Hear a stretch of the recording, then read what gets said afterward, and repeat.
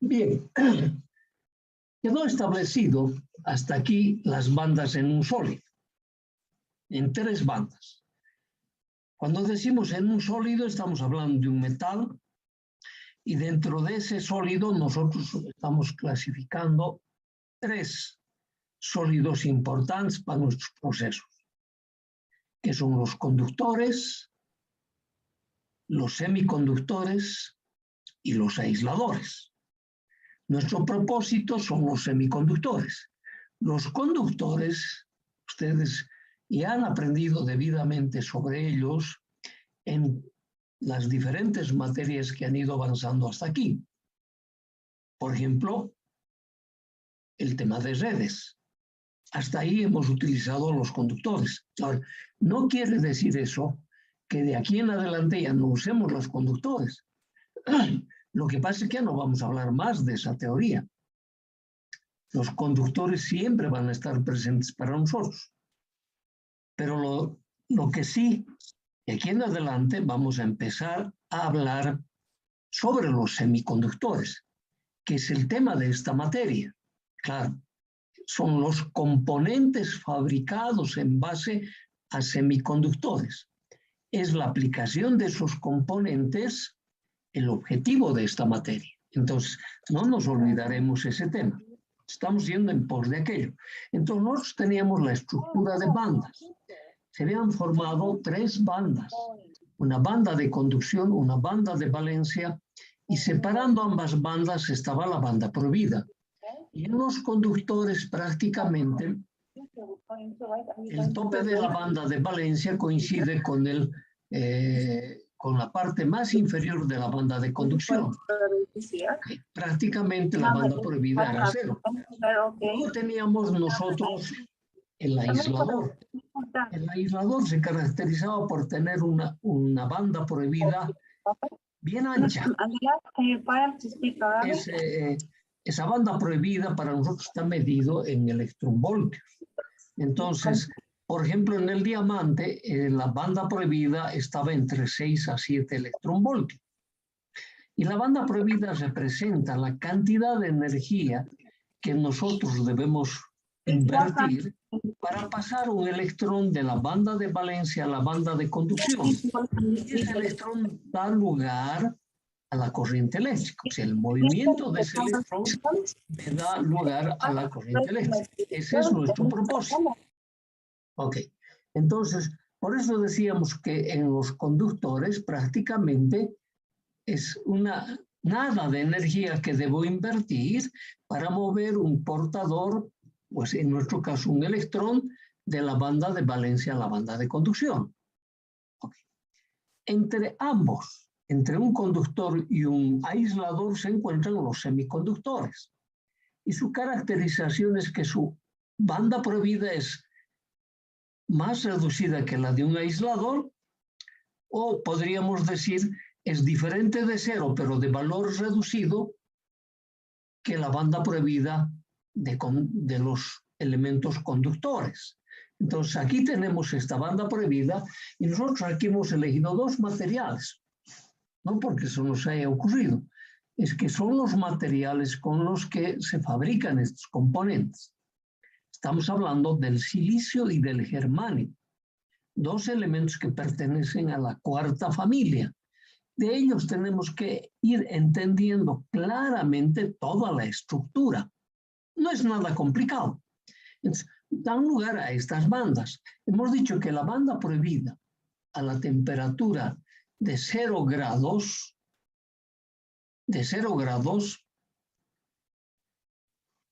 la banda prohibida en el germanio está en el orden de 0,782 electronvoltios. Y en el silicio es de 1,21 electronvoltios. Esa misma banda prohibida a la temperatura ambiente, que son 22 grados centígrados, que comparados con el 0 absoluto, es más o menos 300 grados Kelvin. Entonces, me dice la banda prohibida para el germanio se ha modificado a 0,702 electronvoltios, o sea, ha disminuido.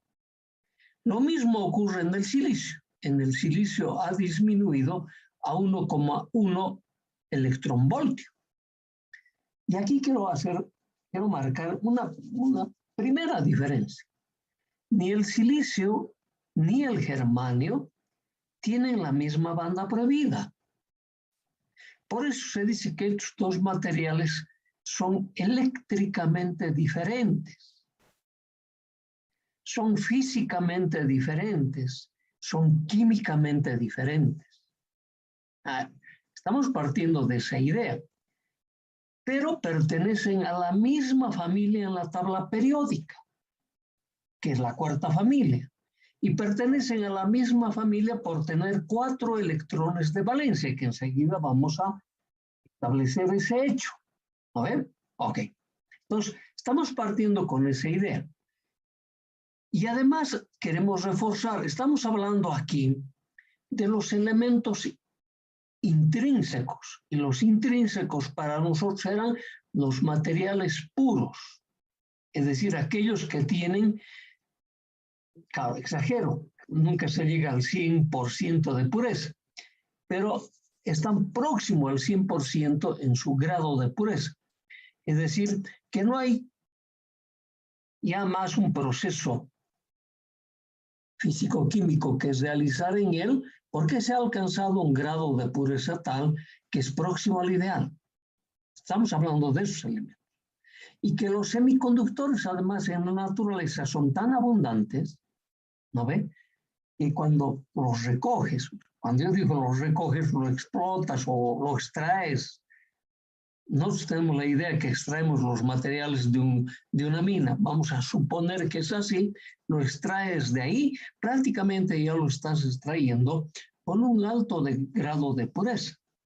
Hay muy poco proceso que realizarlo para llevarlo a eso que nosotros decimos 100% de pureza.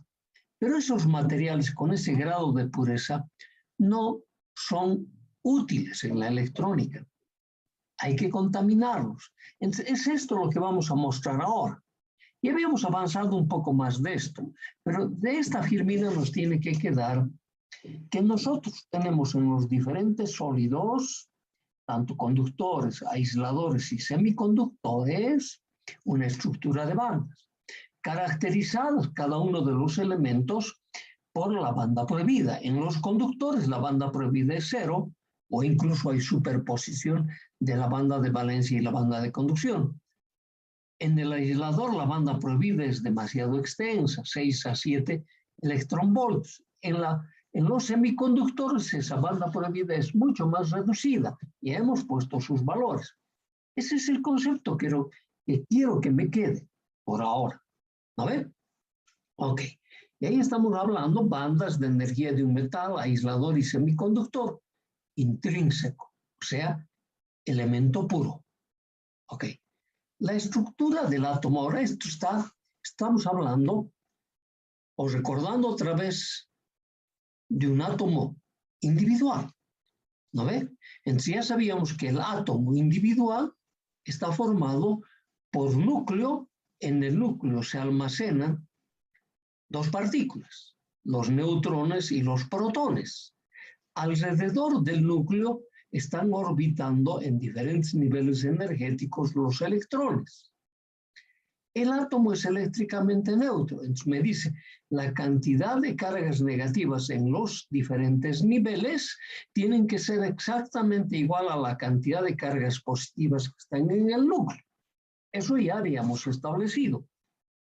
Eso ustedes ya han aprendido en otras materias. Ok, entonces la estructura del átomo está formado por 4 capas y 4 subcapas, es decir, esa cantidad de electrones que orbitan alrededor del núcleo están distribuidas en estas 4 capas. Y cada una de estas 4 capas, a su vez, tienen la cantidad necesaria de subcapas. Vamos a ver ese detalle. Ya hemos visto, estamos repasando. Ok. Entonces, estas 4 capas toman esta denominación. La capa K, la más próxima al núcleo, poquito más alejado de ella está la capa L, un poco más la capa M y la capa N. Ahora, Cada una de estas capas están marcados por el límite máximo del número de electrones que posee. Por ejemplo, la capa K2, la L8, la M18, la N32. Ahora, para distribuir esta cantidad de electrones en cada una de las capas, echamos mano de las subcapas. De igual manera, hay 4 subcapas. La subcapa S, P, D, F. Y en cada subcapa también hay una cantidad determinada de electrones. La subcapa S tiene 2, la P 6, la D 10 y la subcapa F tiene 14. Si sumamos esta cantidad de electrones, me da lugar a estos 32 electrones que tiene la última capa. Entonces, ¿qué quiere decir? Que la capa K tiene la subcapa S, nada más. La capa L tiene la subcapa S y la P, porque sumados los electrones de la subcapa 2, o sea, de la S que es 2 y de la P que es 6, me dan los 8.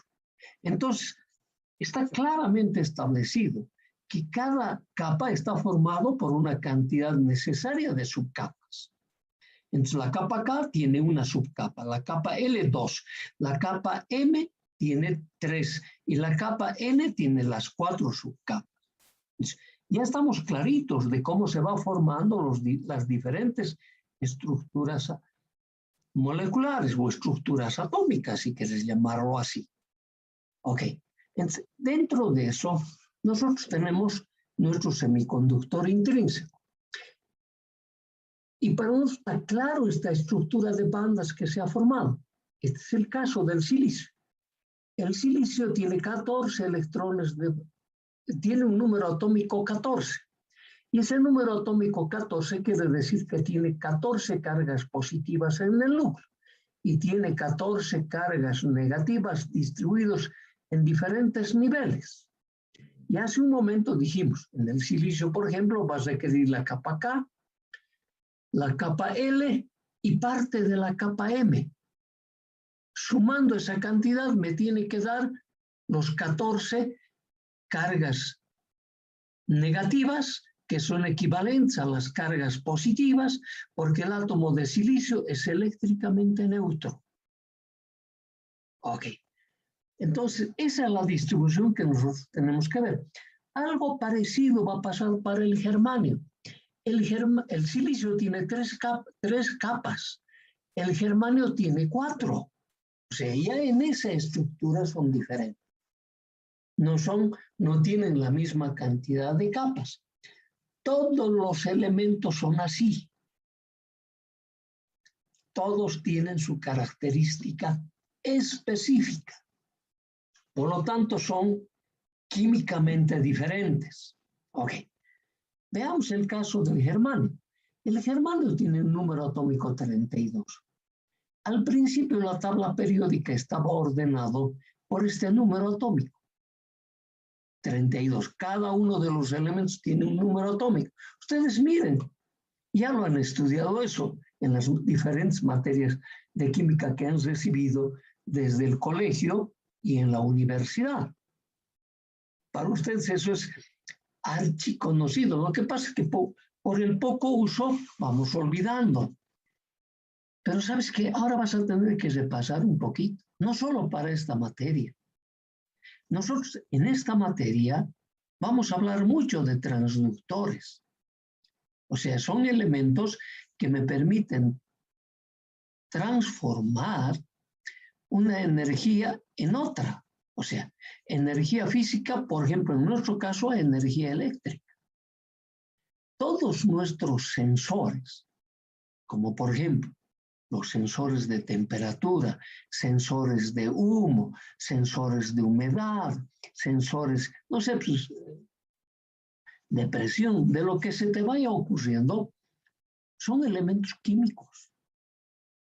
Todo proceso industrial empieza en ese elemento químico y tú tienes que transformarlo con tus componentes electrónicos a variaciones eléctricas y eso es lo que vas a controlar.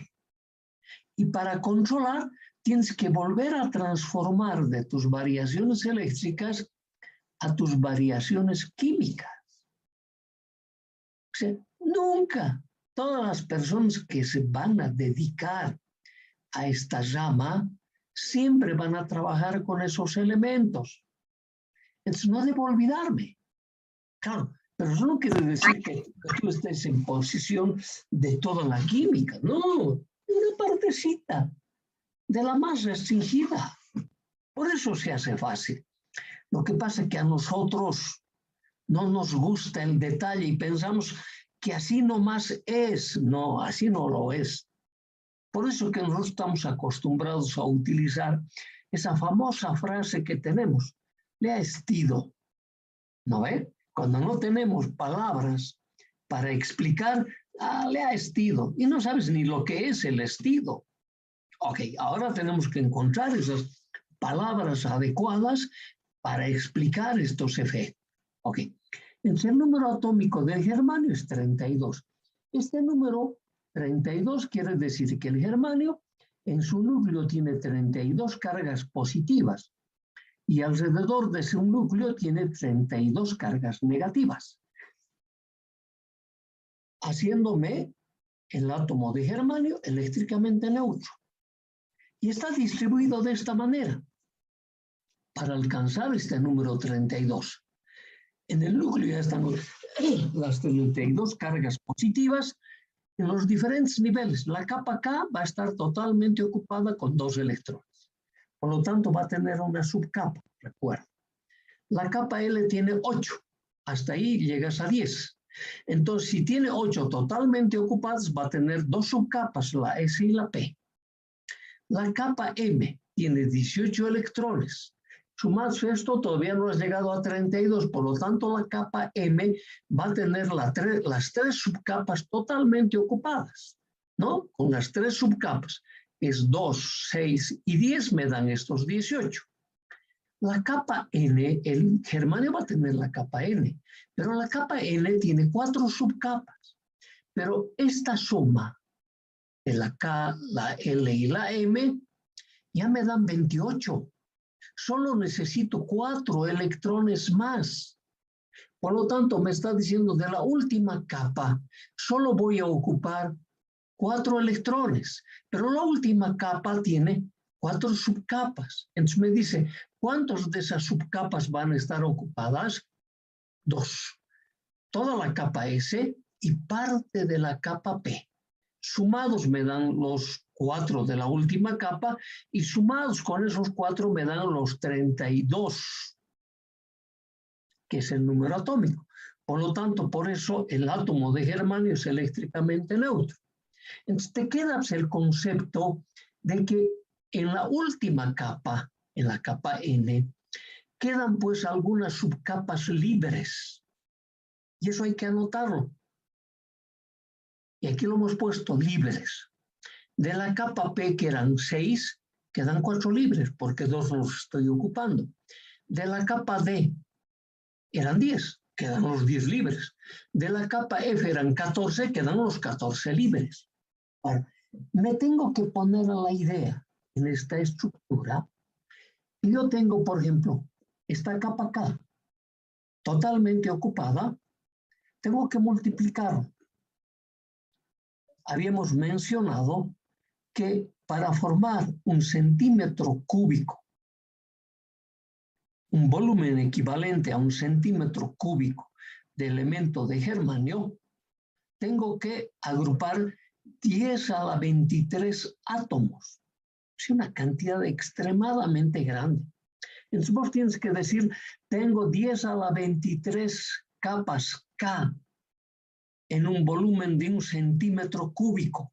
Entonces eso te va a dar lugar a esta estructura de banda, de la capa K, de la capa L y de la capa M en el caso del silicio.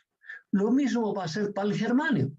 Capa K, capa L, capa M y parte de la capa N. Y nos va a quedar esta cantidad de subcapas libres. Entonces aquí me va a decir, ¿aquí qué voy a tener? 4 electrones de valencia multiplicados por 10 a la 23. Esa es la cantidad que tengo. Entonces no nos conviene a nosotros hablar de una estructura de niveles, sino nos conviene hablar de una estructura de bandas. Y al germanio no me conviene hablar de esta gran cantidad de portadores, sino solo de estos pocos. ¿Por qué? Por una sencilla razón. Esta estructura representa la energía que yo debo invertir para mover los electrones, porque partícula cargada en movimiento es sinónimo de corriente eléctrica. Entonces me dice, para extraer una partícula cargada, la energía que debo invertir es este valor de la banda prohibida. Entonces yo quiero extraer de la banda de conducción este electrón, esta es la cantidad de energía. ¿Puedo extraer de esta otra banda? Claro que sí, pero mira la energía que tengo que invertir. Es cada vez mayor. Entonces es mucho más fácil mover electrones de la banda de valencia y pasarlos a la banda de conducción. Entonces la banda de valencia está formado, ¿no ve?, por esta cantidad multiplicado por 10 a la 23. La banda de conducción está formado por las subcapas libres multiplicado por 10 a la 23. Ok. Por ahora te quedas con esa posición. ¿Qué va a pasar en el silicio? El silicio tiene un número atómico de 14. Por lo tanto, tiene que tener 14 cargas positivas en el núcleo y 14 cargas positivas orbitando en diferentes niveles. Entonces, en función de eso, tiene la capa K, la capa L y parte de la capa M. Y tiene en la capa M esta cantidad de niveles libres, de subcapas libres. ¿Lo ven? Ok. Si haces la misma operación que has hecho para el germanio, para el silicio, entonces yo voy a tener en su capa K multiplicado por 10 a la 23, en su capa L multiplicado por 10 a la 23, en su capa M multiplicado por 10 a la 23. Entonces esa va a ser la cantidad de niveles que están presentes en la banda de valencia, pero totalmente ocupados. Y esto multiplicado por 10 a la 23 va a estar formando la banda de conducción. Esa va a ser la cantidad de niveles disponibles que tengo en la banda de conducción. Y te vas fijando, son diferentes, no tienen la misma estructura. Pero a ambos elementos los conocemos por la valencia 4 y 4 que tienen en nuestro caso. Por eso pertenecen a la cuarta familia. En el silicio esta es la cantidad de subcapas libres. Esto multiplicado por 10 a la 23 me va a formar mi banda de conducción. Entonces aquí ya está claro. ¿No ve? Puedes imaginarte y suponer que la banda de valencia es la misma, ¿no? Solo por estos 4 electrones de valencia. Pero las bandas de conducción no son iguales. Pero las bandas prohibidas tampoco. En germanio y silicio, si bien son semiconductores, son eléctricamente diferentes. Son físico-químico diferentes. Está clarito esto. Clarísimo. Esta es la diferencia. Todos van a tener esta estructura. Ahora, cuando yo les hablo de 10 a la 23, ese número, ¿cómo lo han logrado? Estadísticamente. Puede ser un poco menos o un poco más que eso. No saben, ustedes recuerdan la estadística, va variando, ¿no ve? No es que varía porque se nos antoja, porque es un cálculo probabilístico. Entonces son modelos que se van estudiando y los elementos que se aproximan más a un modelo, tomamos ese modelo como referencia. Este es nuestro modelo. Ok. Entonces con eso queda perfectamente establecido que la estructura de bandas del germanio y del silicio, si bien lo vamos a conocer por los electrones de valencia, son completamente diferentes. Lo mismo sus bandas de conducción, lo mismo sus bandas prohibidas. Dijimos, a nosotros que estos materiales puros no nos son útiles, los debemos contaminar. A los elementos contaminados los conocemos con este nombre, semiconductores extrínsecos.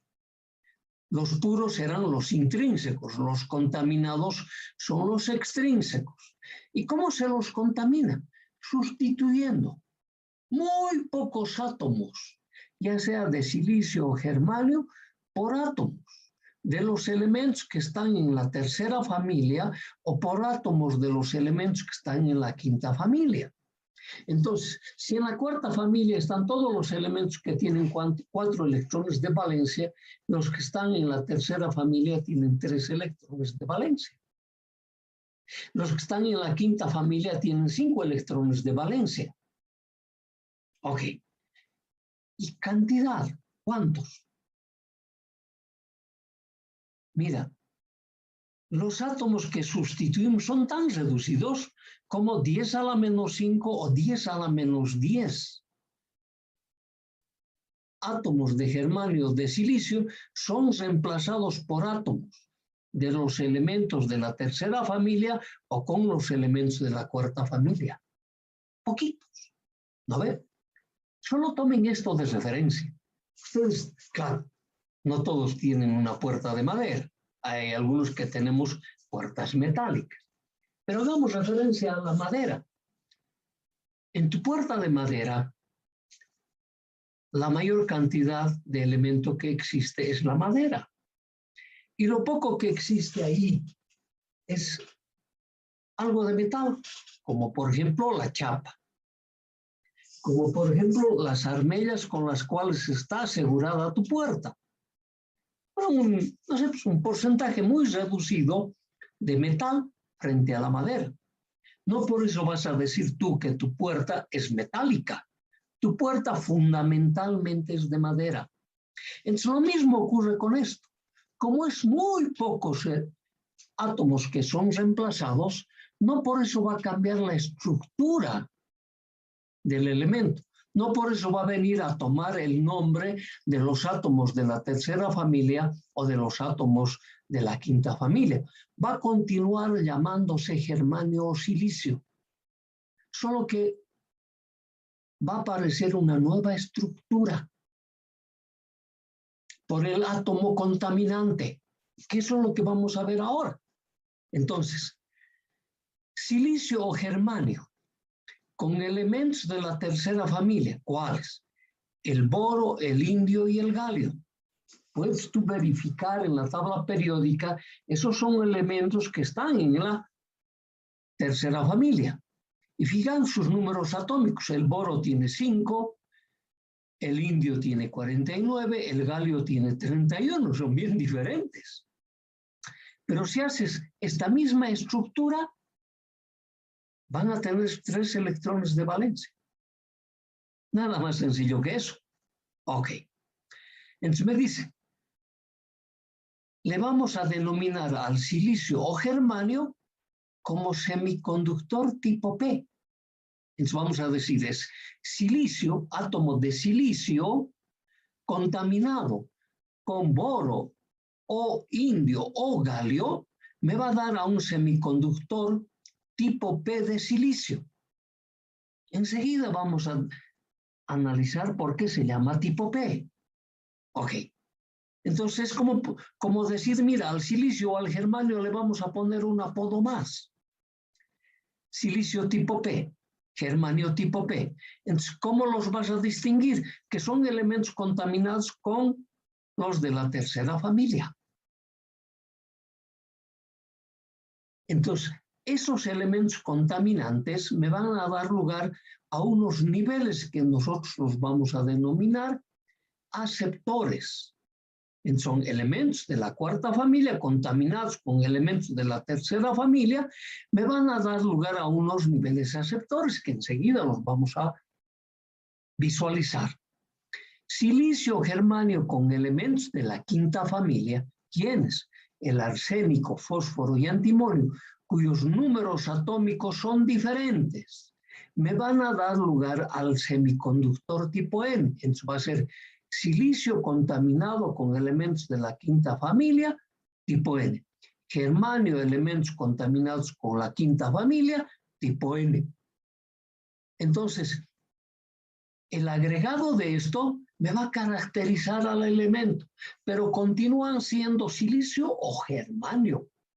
Y el tipo me dice con qué tipo de elementos ha sido contaminado, de la tercera o de la quinta familia.